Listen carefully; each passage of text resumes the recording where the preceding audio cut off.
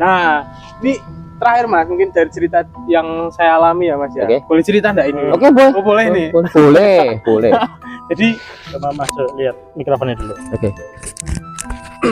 Hidup Mas. Hidup no? Hidup Mas. Hidup Mas. Cek. Oke. Nah, mungkin 2 tahun atau 1 tahun, 2 tahun sebenarnya, insya Allah nggak salah ya. 2 tahun yang lalu saya KKN Mas. KKN di Brebes. Di Brebes sana. Saya kuliah di salah satu universitas di Surakarta. Nah, terus dapat tempatnya di Brebes. KKN-nya. Nah, di situ singkat cerita kita udah berangkat ke Brebes, nyari tempat lokasi buat basecampnya kita. Pas ya kayak gitulah, kayak kontrakan atau mungkin atau kos atau kita berangkat 3 cowok sama 5 perempuan. Kita berangkat ke Brebes, ketemulah satu kontrakan yang dimana kita juga awalnya nggak tahu asal usulnya seperti apa. Asal huni gitu. Nah gitu, karena ini nggak mirip KKN ya Mas ya? Murah asal huni yang KKN, KKN yang film itu beda. Cuman ya terlalu ekstrim. ini cuman jadi kayak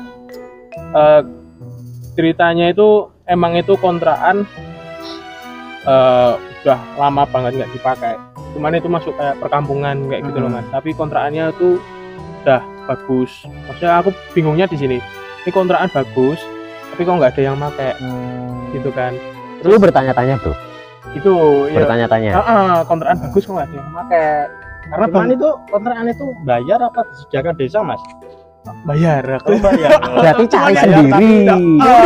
Maaf ini tadi ada trouble di kameramen sama di alat-alat kita di podcast ini tadi, dan alhamdulillah kita udah beres semua.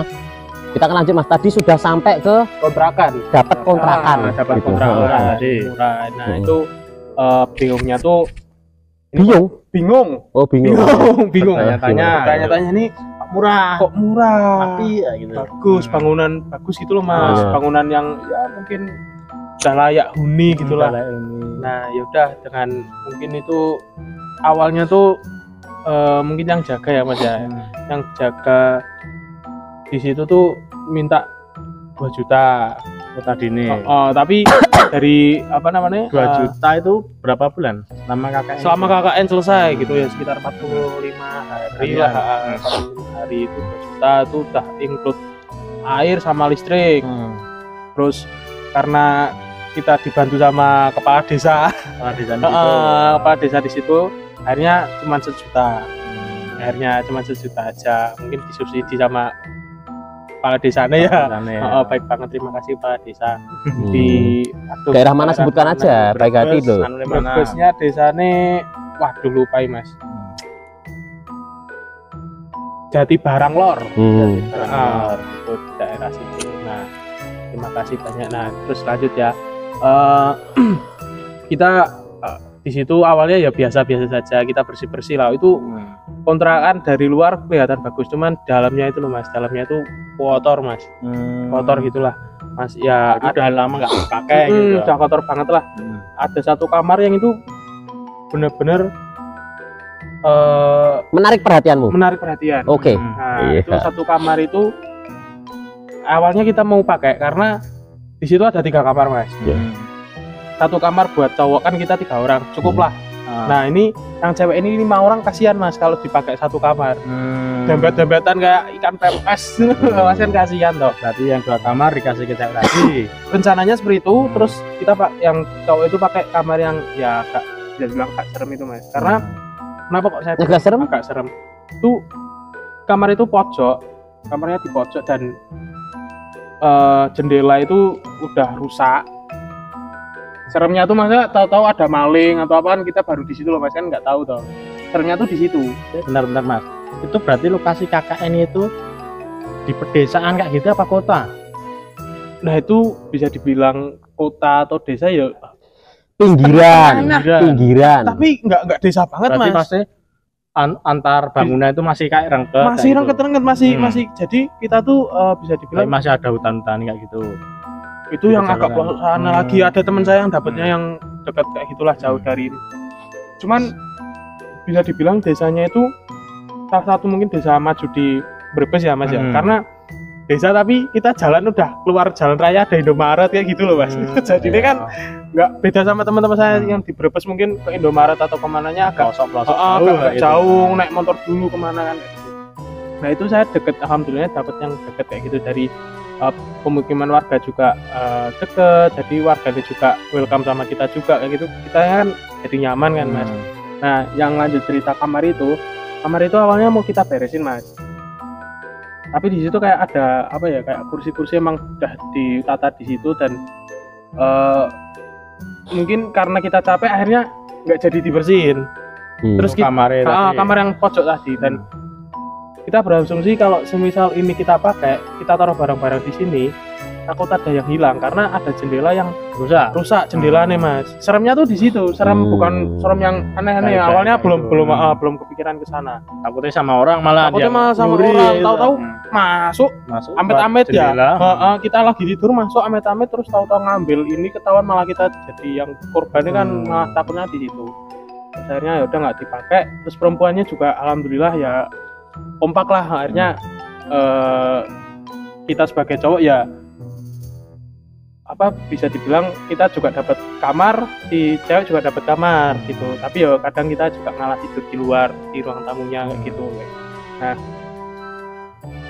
mungkin berjalannya waktu yo nggak ada apa-apa Mas, nggak ada apa-apa. Terus pernah sewaktu-waktu saya kena mungkin tensi ya Mas ya, jadi keseringan ngopi itu Mas, ngopi ya darah tinggi lah bisa dibilang seperti itu, darah tinggi waktu itu. Masih muda loh men. Lah karena jam tidur nggak teratur, kopi kecapean kan kayak gitu Mas. Jadi waktu itu mungkin darah tinggi saya naik, terus pagi-pagi itu ketika ada kegiatan pusing banget Mas kepala saya. Kepala pusing banget, nggak ikut kegiatan pagi itu jam berapa ya jam 8, sekitar jam 8 lah. Terus akhirnya saya nekat mau mandi ke dapur kan, walaupun itu pusing banget. Nah yo kamar mandi itu posisi masih ada kelihatan bawahnya itu loh Mas. Terus kayak tadi ada celahnya. Ada celahnya. Aku ya bingung kenapa kok ada celahnya. Kan kamar mandi tuh paling buat intip nanti. Nah itu kan maksudnya saya nggak tahu ya Mas ya, tapi kan nggak kepikiran ke sana. Mungkin biar nggak pengap Mas. Mungkin seperti itu karena bener tutup kok Mas. Oh tertutup, nggak ada blower? Nggak ada.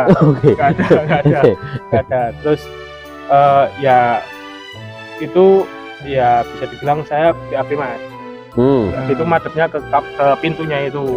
Ke pintu. Ya mungkin pusing ya Mas sambil kayak gini Mas, agak remang-remang kayak gitu tuh. Sambil BAB ada yang ngetuk Mas. Jadi bukan ngetuk ya, jatuhnya kayak apa?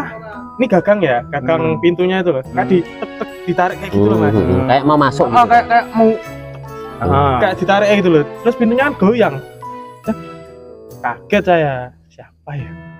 Di posisi ini saya sendiri loh ini. Dan yang lain mana? Teman-teman kan ada kegiatan Mas. Kegiatan. Tak lihat bawahnya nggak ada kaki, nggak ada bayangan, tapi kok ketarik. Feelingku angin. Tapi kan ini tutup nih kamar mandi kan. Kamar mandi tutup Mas. Ya udahlah paling angin dari luar gitu Mas. Kalau kamar mandi itu paling belakang sendiri. Nah belakangnya itu kebun Mas. Belakangnya kebun, ada sumur ya buat kita nyuci atau buat kita nyembur pakaian kayak gitu Mas. Nah udah itu sekali. Terus lagi Mas. Berarti gangguannya yang pertama pintunya kayak digeser tadi. Kayak ditarik. Padahal selesai. Dari nek ada orang di situ harusnya dari bawah udah kelihatan ada bayangan, ada kaki, ada bayangan kayak gitu. Teman-teman nek datang mungkin pasti kan bersuara. Bersuara Mas. Ini nyari sen kayak gitu. Nah, terus bingung. Saya ngeliat lagi, tak liatin kayak gitu Mas. Tak liatin terus. Ini BAB udah kelar tapi saya masih duduk Mas. Saya liatin. Terus ditarik lagi Mas. Belakang pintu. Udah saya berdiri bersih nggak jadi mandi tau, tak buka nggak ada orang. Ya udah, terus kan jadi kamar mandi itu posisinya gimana ya, ini pintu ya mas ya, pintu ini belakang sini tuh ada pintu lagi. Nah itu tak buka mas, sengaja biar pikiran saya positif angin, karena awalnya emang tertutup. Tak buka semua biar angin juga masuk juga. Ya udahlah sekalian, udah saya istirahat lagi, nggak jadi mandi mas. Nah terus malam-malam itu mau selesai KKN mungkin 5 hari lagi atau berapa hari lagi itu, malam banget mas, jam 1 jam 2 itu aku begadang ngurus ya, mipil skripsi lah, nyicil skripsi gitu, tak cicil itu tentang judulnya, tentang metode penelitian segala macem.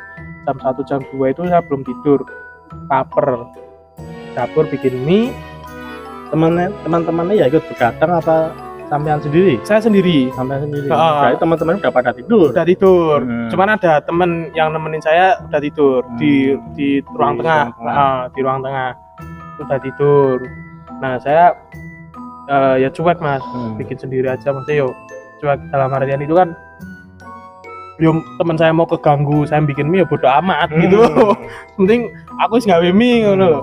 Nah di situ bikin mie itu ya madep ke dapur itu kayak ada ini loh mas, kayak gitu loh mas. Lari tapi arah belakang saya ke arah yang pintu dekat kamar mandi itu gitu cepet. Ini saya cerita merinding mas.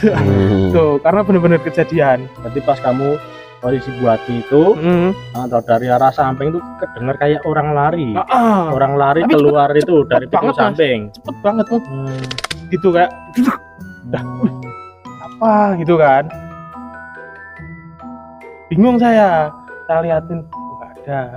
Terus melihatin teman ya masih tidur. Terus aku pikir kayaknya tikus deh. Tikus maksudnya pikiranku tikus yang di atas itu loh mas, kan pakai kita rumah tapi ada apa namanya itu asbesnya itu loh, plafon. Nah plafon mungkin lari di atas itu ya mas ya, pikirku kan kayak gitu positive thinkingnya. Ada tikus yang di atas itu lari. Udah bodo amat, masih ngaduk mie. Tahu-tahu jadi dapur ini wastafel. Nah depannya wastafel itu jendela mas. Cekri wastafel. Saya ngaduk di sini, mungkin dari mata yang sini ya mas ya, mata yang kanan bagian ekornya itu ya mas ya. Itu kayak ada yang set kayak gini.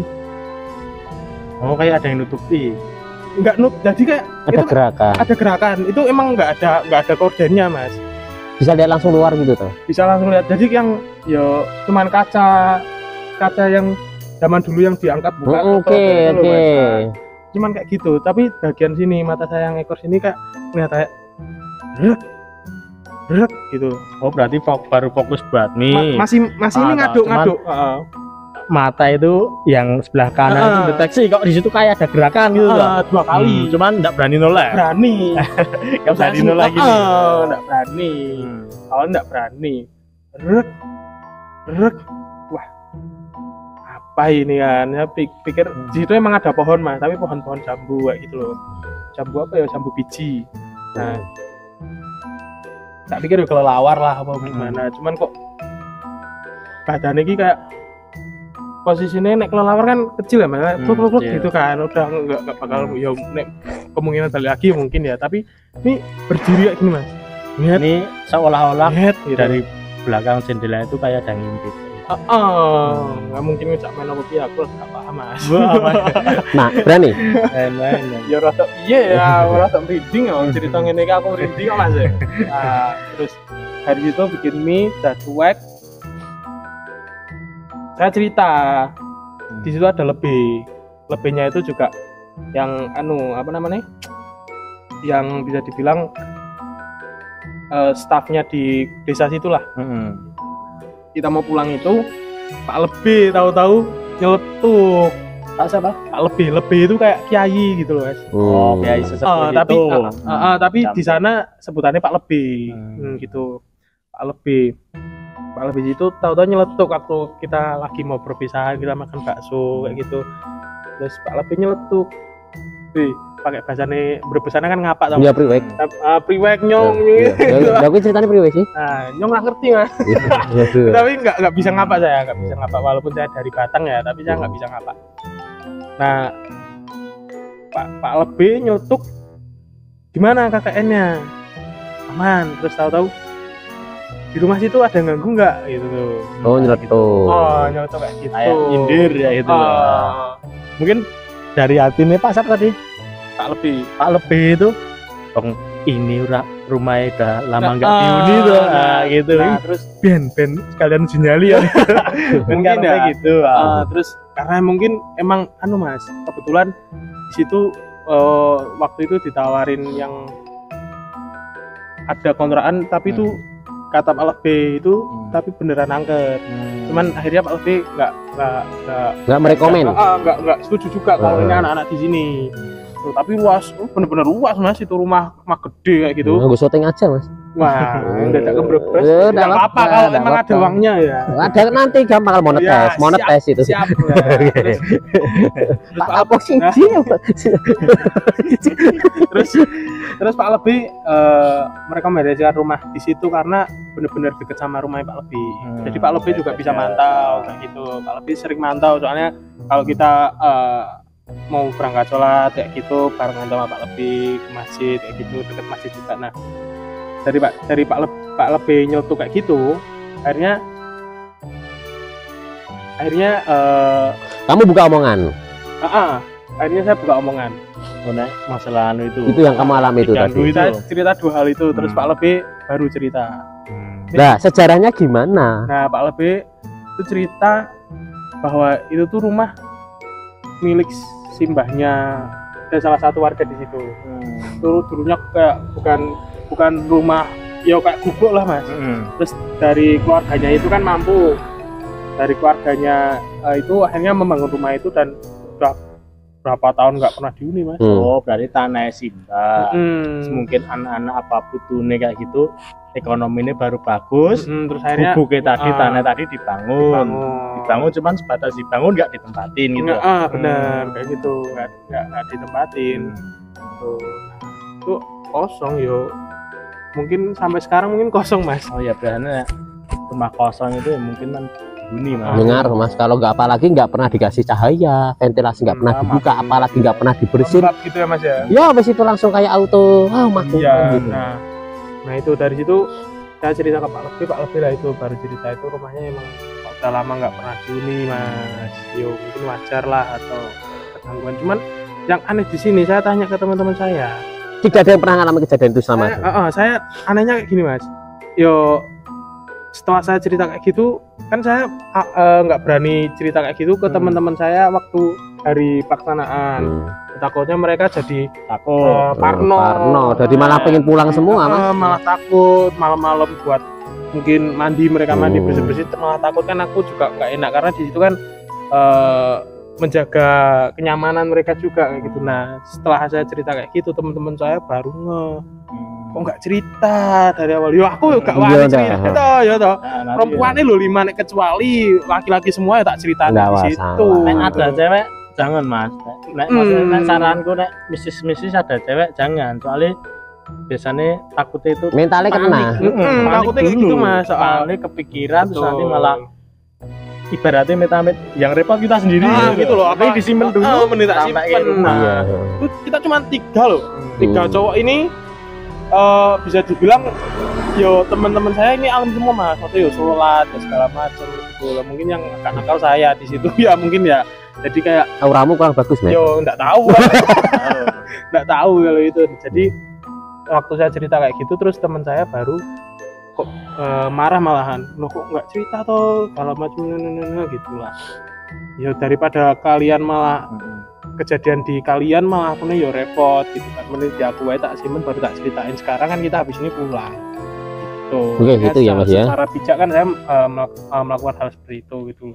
Ya intinya cerita Mas Resen yang kedua itu dapat perkenalan lah, perkenalan di tempat yang Mas huni dan nggak berpikir, nggak bertanya dulu ini kontrakan basic apa, nggak berpikir seperti itu. Ini dapat kontrakan muris ya langsung gas mawon gitu ya, Ya seperti itu ya, memang benar adanya Mas, dan saya juga percaya juga, apalagi si apa lebih tadi ya bilang seperti itu ya, bisa jadi masuk lah logikanya itu. Pak lebihnya kan udah lama di situ. Oke. Gitu, ya. Jadi cerita saya yang pernah saya alami yang tentang mistis seperti itu. Cuman ya kedepannya nggak pingin sih Mas. Nggak pengen lihat lagi. Mas, gini, kemarin tuh sebenarnya sudah saya bahas sama Bro Bintang di podcast kemarin itu. Kalau hal-hal seperti itu kita cari malah justru nggak ada. Nggak ketemu. Waduh, ya berarti aku nyari kok tuh ben nggak ketemu. Ya maksudnya kan gini. Hal kayak gitu tuh ya udah, itu rezekimu bagi saya gitu. Ya udah, kamu dinampai ya sudah, itu memang kayak pengalamanmu. Berarti kamu udah, kalau ditemui ya berarti ya kok itu ada toh. Nah kan gitu. Iya sih. Mau masih dikasih lihat penampakan kok ilahi kayak itu ibaratnya gitu. Iya sih. Jarang banget yang dapat itu masih ilahi kayak penampakan. Ya contohnya saya sendiri lihat kan, berarti kan bener masih. Oh emang bener masih Gusti Allah nyiptake dua alam. Gitu. Soalnya kamu pernah lihat sendiri kayak itu. Itu kan yang dimaksud Mas Jo rezeki ya itu kan ya. Iya. Itu termasuk rezeki gitu. Rezeki. Nek saya tergantung makhluk wujudnya gitu. Wujudnya seperti apa aja. Alhamdulillah. Cuman dene sering-sering itu Mas, kuntilanak ya gitu. Kan udah tak bahas di podcast apa ya, kuntilanak milih-milih ya, cari yang cakep kan, jadi nggak mau nemuin ya. Enggak Mas. Soalnya emang itu emang dene udah lama menghuni sini Mas. Menghuni katane lo ya. Katane ya menghuni belakang rumahku. Katanya siapa sumber yang jelas itu? Ya. Jadi kan bisa memvalidkan bahwa itu orang pinter, orang saya yang tidak percaya gitu loh. Tidak percaya masih orang-orang pinter kayak itu.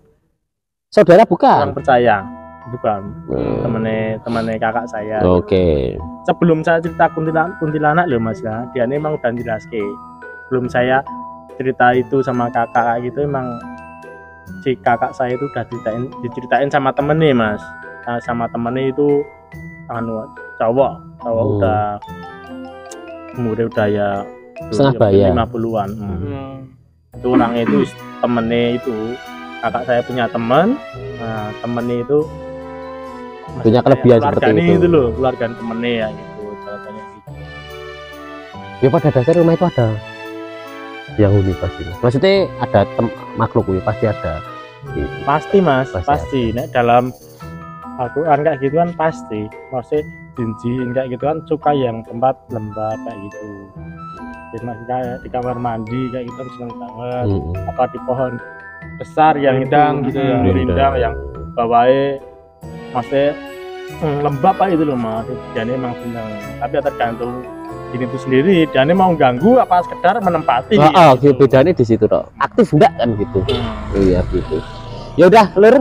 Saudara-saudara pemirsa, kita tutup podcastnya Mas Bintang nggih. Nggih. Podcast di episode ini kita akan tutup di podcast Mana Angker. Terima kasih Mas. Siapa tadi? Rasen. Mas Rasen. Penapa panjangnya siapa sih Mas? Wah panjang sekali Mas. Enggak apa-apa, sebutin aja. Lutfi Hansa Rasendria Rahyono. Panjang toh Mas. Wah, kok ya angel ya. Lah iya dan semoga besok jadi orang sukses. Amin. Terima kasih doanya. Sukses jangan lupa ya mesti sama teman. Oh, enggak apa-apa sama Mas Bintang, Mas Jo. Buat kapan-kapan kalau next time kita ada di Batang dan saya pengen tahu tempat di sana yang masuklah buat kita podcast, buat kita telisi ya. Nanti tak lobby Mas. Siap. Oke, yang penting nomor HP jangan ganti gitu. Mbak, aman-aman sudah tertera nanti. Oke, terima kasih buat semuanya di konten Mana Angker ini, dan jangan lupa tetap di subscribe, like, komen, dan berikan komen kalian yang positif juga ya, atau masukan-masukan kritikan yang bagus-bagus juga. Oke, terima kasih. Saya Mas Jo dan jenengan Mas Rasen. Di situ Mas Bintang. Oke, mengucapkan assalamualaikum warahmatullahi wabarakatuh. Ya, assalamualaikum.